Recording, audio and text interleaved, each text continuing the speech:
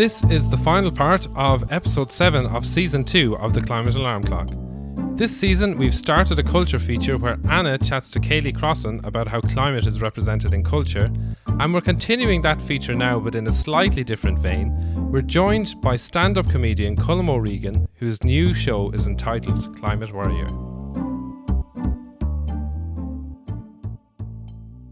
Hi there, I'm Anna Pringle. As Dara said, we're talking about culture this season and how it can help us make sense of climate change. And today we're going to look at how comedy can play a role. We're delighted to be joined by Colm O Regan. Not only is Colm a stand-up comedian, he's also a best-selling author and broadcaster. Colm's new show is called Climate Worrier, a hypocrite's guide to just doing something.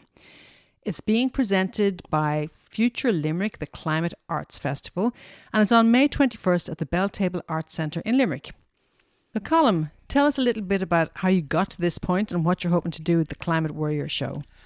Yeah, it's a long story, and not all of it is interesting, I suppose.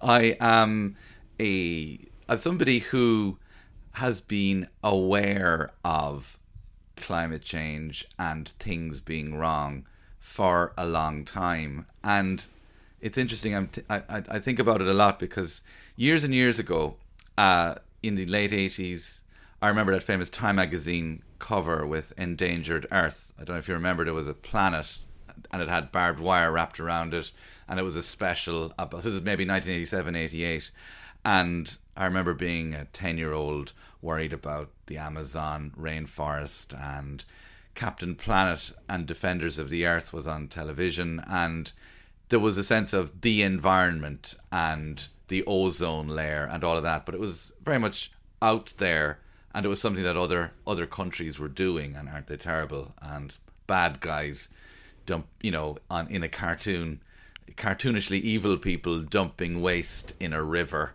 and all the poor jaguars running away in fear and sitting at home going, oh, somebody needs to do something about this. And so being aware of that. And then I remember the hole in the ozone layer, and it was your fridges and aerosol and your deodorants and all that. So there was that period of life. And then there was the worrying about the Amazon and all that kind of thing. And climate change came into it, and then I remember that there was I guess I got distracted for 20 years. I'm 44 now, and I feel like for a long period of time it's not that there wasn't much about it. I got distracted, and generations got distracted by doing other stuff, but it sort of transpires that very clever PR made sure that we weren't really that focused on it. I was never a climate denier, but I don't remember thinking about it for a long time, and then coming back to it as a topic only, in the last few years. And so it's always been there. And I guess, as I say in the show, there's a realization that a load of people took their eye off the ball. And it's not about like, oh, you need a personal carbon footprint and all that kind of thing. It's more you're kind of, as a citizen, what were we all doing over the last while all this is going on? And if you look at like consumption and biodiversity collapse, it's all been happening on our like, this isn't something that's set in stone. And there's also a feeling that, like back in the 80s, particularly for anybody over a certain age, you had like one jumper, one pair of jeans, there was no consumerism, and it was just boring, and you'd be watching American TV and they'd have a phone in their own, children would have a phone in the bedroom, and they seemed, they all seemed to have like clean clothes very and exotic. all that kind of thing. And then when we got a bit of money, we were like, there's no way I'm going back to that shit. I still feel there are times where like consumer decisions are still made to spite the 80s, and go, no, I will get something new. I'll not go back to that 18% interest rates. We somehow had 18% interest rates, inflation and unemployment all at the same time, and we're still going on about it, like, even though it's like 2 generations ago. So I was, so I've been aware of it, and I think a couple of things in terms of the journey and doing stuff. Like, it's really hard so you can do your own you can do your own, like, well, we recycle, and until you realize recycling is mostly bullshit, and because it's like we're consuming way more just so I'm glad I have all this cardboard just so I can increase my cardboard recycling percentages, because there's that sense of the economy. Sorry, Ruby, I'm in the middle of something there, pet. What's wrong? You give me an apple, is it? Yeah. It's my daughter giving me an apple here, so it wouldn't play well to nice. the people trying to buy tickets for my show if I was to shout, "Get out of the room!" while recording a podcast about the importance of being a good citizen. Can't you see? I'm trying to save the world. Anyway, so she gave me an apple, and in fairness, she's started the apple, and I'm finishing it, so I'm cutting down on food waste. One of the things I haven't begun an apple in years at this stage. That's just finishing apples is all I do these days. But anyway, it's really hard to go from like, we must be a responsible citizen and cut down on carbon footprint to those actions which take you out of yourself, And my kind of gateway thing was picking up rubbish around the place, the local area. And it's not tidy towns, no competition. We just walk along the canal and the bit of the Grand Canal I live near, and sometimes the Carmack, and last Saturday was the Liffey, picking up rubbish. And rubbish is not climate change. It's not, and it's possibly helps biodiversity, but it's part of this, when you work with a group of people, you suddenly have the confidence to walk outside your door with any kind of banner on. And even if it's just picking up litter, it's such a Rubicon that gets crossed, where you are no longer, you're a nosy fecker, like you're going around going, who dumped that? And it's a disgrace. It does turn you into that. But I'm at that age anyway where I should be by law turning into somebody who's. But once you put on a high vis, you've got exactly. license to do you're that. less of a crank when you've got a branded high vis. Yeah. And in doing that, it's a really diverse group of people. There are people in the group who don't like cyclists, and there's people in the group who don't like motorists. But what we have in common is we have actually done physical work together, and it's a bit of a mehel, and it means that when we're discussing other stuff, there is this platform of goodwill. Now, it's important to not then burn it with a big row about something, but you just have, it's just great being part of a group of people who are doing a thing together, and maybe, who knows when we'll all need each other. And it's that kind of, so that's part of the journey. And then just a sense of, But you're touching on two things actually that we're focusing on a lot in this season. And one is that anybody can get out and do something, and we're kind of looking at different people who are doing different things to take action, and then that role of community.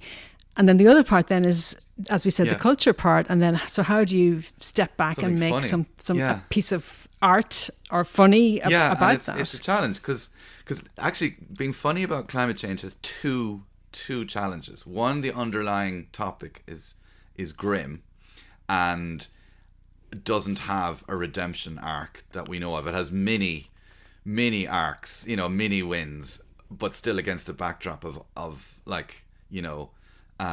it's like imagine the film Titanic where they solved some of the class issues, but the thing still hit the iceberg. Do you know what I mean? But Jack still, was able to represent the injustice of third class steerage, but they still hit the bloody iceberg, so that's one challenge, right? And the other problem with trying to be funny against the backdrop of climate change or the green stuff is that it's worthy, and comedy is supposed to be about puncturing. It's supposed to be about naughtiness, boldness, and puncturing pomposity. And nothing sounds more pompous than it's a disgrace the level of packaging around this Easter egg. And nothing is funnier than I'm going to eat 4 Easter eggs, so you just shove it up your hole. It's that that is the challenge of trying to be funny around it. And so there's a part of the show is about how do you find action within imperfection and within our own hypocrisies and sort of uselessness. How do we how do we do stuff? And therefore that's the human aspect of it. Because the one thing comedy definitely is about humans making mistakes and trying and making a balls of it and then continuing to try. And, you know, you can self-deprecate up to a point, but then you have to say, but I did this, you know? And that's kind of the message. Because it's very, you know, when you're watching comedy and the comedian says, but seriously, and you're like, oh God, here comes the comedian doing the serious bit. That's so cringy, you know. So it's trying to make sure it's not too cringy as well. That's important, I think. Yeah, it's quite the challenge. And, you know, fair play to you for taking it on. I mean, so did you, as you were considering your new show, did you consider not doing this, or what made you decide that now is the time to tackle it? First of all, I like making jokes and I like writing comedy, and you write comedy about stuff that's happening, and this is a huge thing that's happening, and so this is my job. I'm maybe a communicator of sorts. I try and make people laugh, and at the end of it, like looking back, there's going to have to be questions asked of everybody. So what did you do? Do you know what I mean? With the thing that you're good at, like what did you use it for? You know, and as in the grimmest sense, when I'm staring at my grandchildren, when I'm minding my grandchildren while their parents are off foraging for berries in a wasteland. Yeah. Well, they're giving you apple cores. When they're giving me and literally we're eating them out of necessity, not out of a need to reduce food waste, but because like we're living in some sort of Venusian post-apocalyptic landscape. I want to be able to look them in the eye and say I did more than zero. Like even that, even a little bit more. What else would you be doing? Do you know what I mean? Like it's also an element of once you know, you can't unknow. You know, once you. Yeah, I mean, it's interesting. It's interesting what you said about you're using the skills that you have and the thing that you do, and you're applying it to what you see as this major issue. When you think about comedy, particularly, I mean, what do you think what role can comedy play in communicating the climate message, in helping people deal with it? I mean, how do you see the role of comedy? I mean, for a start, if you're a campaigner or you're involved in the area, I feel like my first duty is, have you been to a show where you know that your worldview is sort of reflected and you can relax and have a laugh? Like, I'm not emotionally exhausted by this. I haven't spent years campaigning. I'm aware of the bad news. I've got some coping mechanisms where I can go, if it all goes to hell in a handcart, I'm just not going to spend the next 20 years depressed about it. But if you are like really upset about it, like it'd be nice to go to a show to have a laugh and that the jokes are not at your expense. You know what I mean? Like that's my first kind of port of call, is the insiders who are exhausted. Maybe they could do it a laugh. Maybe they could do it something to bring somebody along who is on the fence or doesn't understand what they experience, and then they might, you know, like this has to be so incremental. As a 40-something male, the temptation to say nobody has done this before, and now it is the universe has anointed me as the person to come and fix it. Like that's huge. There's a huge temptation to fall into that. But I'm tiny incremental chipping away using what I do to give people a night out who are in this area and a laugh, and then maybe they bring somebody else along. Like I'm not going to try and reach the assholes in this show. You know, there's some like it's about moving the window. You know, the Overton window of like what might we joke about and what stories we tell ourselves and all that. Is there somewhere some are doing this, you know, and other people are doing it as well too, through different art forms and in comedy. But as you know, the way when somebody says like you produce any form of art or comedy or book, you know, like obviously this has been done before, it just hasn't been done by me. You know. So like that's the essential hubris of anybody in this industry, you know, the feeling that the world needs to hear from me on this topic. But it's definitely not the only voice. But you know, everybody's got a perspective. But I think the world, but I think the world does need culture and every aspect of culture to be engaging with this topic, as opposed to forgetting about it. You know, and I like what you said about it gives people a chance to go along and have a laugh, and then hopefully people who go to it say, "Oh, you should go to this show. It's very funny." Not because it's about climate, but just because it's very funny, and then you maybe have another audience coming along that expands perspective. I am a bit. not quoting facts about insect collapse or you know what I mean? Like, we have enough. First of all, I'm not qualified, and stats are so complicated and multivarious. They, to quote them in short form does them an injustice. So it's not grim. It's funny, but there's obviously an element of dark humor because there has to be, given the topic, and but hopefully something people can. There's a literal takeaway, and I use the word literally, like we used to in the old days. There's a thing you can take away as an aid to what you might do next, hopefully without it being preachy or what's the word?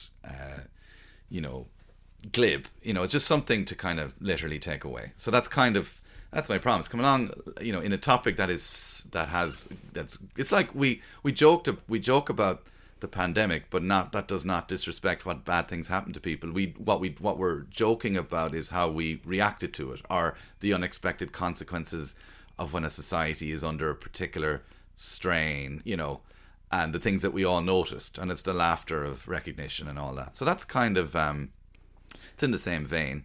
And that's great. And I think in Ireland we have a long tradition of using dark humour to cope with things anyway. So Colm, that sounds great. So where is this show going to be on, and when can we go and see it? The next show is in Limerick on the 21st of May at 8 p.m. and it's part of Future Limerick, and I think you can find out about it on futurelimerick.ie.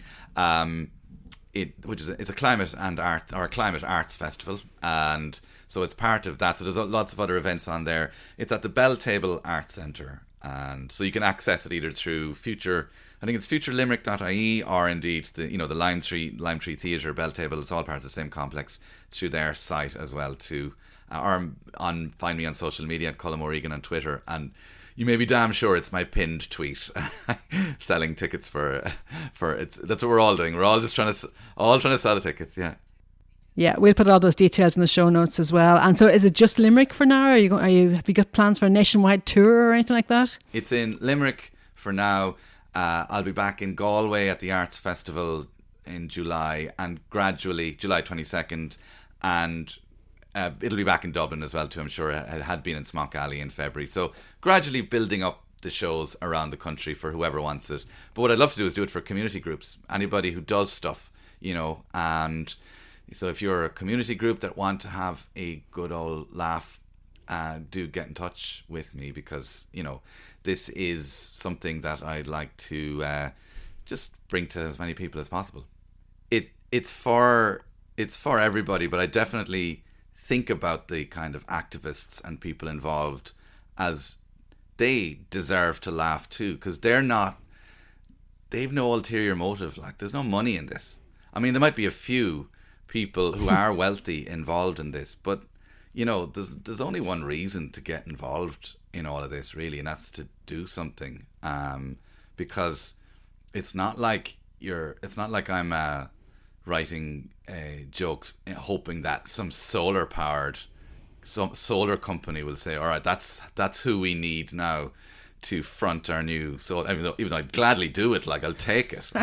I'll take it. Like, I'll take anyone's money if they're giving it away, but You want to be discovered by Big Solar? Big Solar, yeah, big anything, yeah. I mean, if I'll speak truth to power, I'll tear the fossil fuel industry down from the inside in ways you mightn't even know I'm doing it at all. It might look like I'm actively climate washing them, but no, but also there's enough jokes in it for anybody to go along to as a comedy show, and you won't, if you're somebody who hasn't engaged with it before, you're not going to feel preached at, like, because I'm not preaching to the converted, I'm talking to the converted, but anybody else will find it a good chat as well, is sort of the aim, because we don't have time for people to be turned away.